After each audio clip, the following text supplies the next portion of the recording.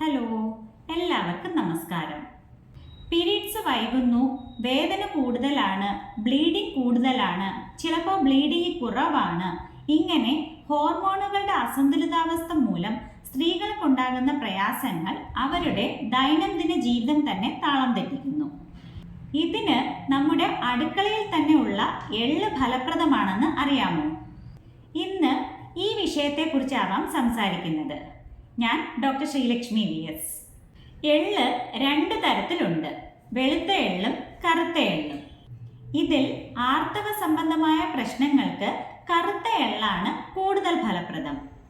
എള്ള് കാൽഷ്യം, ഇരുമ്പ്, magnesium, omega-3, omega-6 fatty ആസിഡുകൾ, ഫൈറ്റോ എസ്ട്രജൻസുകൾ ഇവകളാൽ സമ്പുഷ്ടമാണ്. ഇവ ഹോർമോൺ ബാലൻസ് ചെയ്യാൻ സഹായിക്കുന്നു.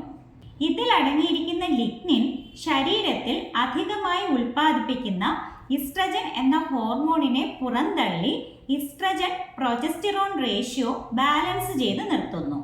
ആർത്തവ സമയത്ത് യൂട്രസ് കോൺട്രാക്ട് ചെയ്യുന്നതിന്റെ ഫലമായി വയറുവേദന ഉണ്ടാകുന്നു. എള്ളിൽ അടങ്ങിയിരിക്കുന്ന മഗ്നീഷ്യം ഒരു മസിൽ റിലാക്സന്റ് ആണ്. ഇത് യൂട്രൈൻ കോൺട്രാക്ഷൻസ് ലഘൂകരിച്ച് വേദനയ്ക്കും അതിനോടനുബന്ധിച്ച് വരുന്ന പ്രയാസങ്ങൾക്കും ആശ്വാസം നൽകുന്നു.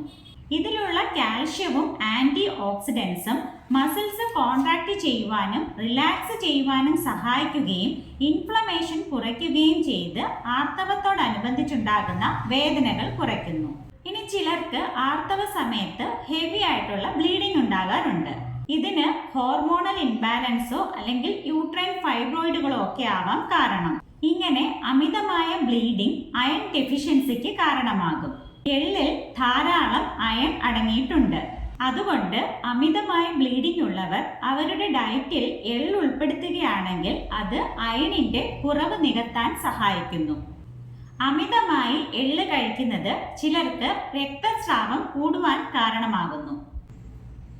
അതുകൊണ്ട് നിങ്ങളുടെ ശരീരപ്രകൃതിയും പ്രശ്നങ്ങളും അനുസരിച്ച് എത്രമാത്രം എള്ള് കഴിക്കണമെന്ന് ഒരു ഡോക്ടറുടെ നിർദ്ദേശം ആരായുക.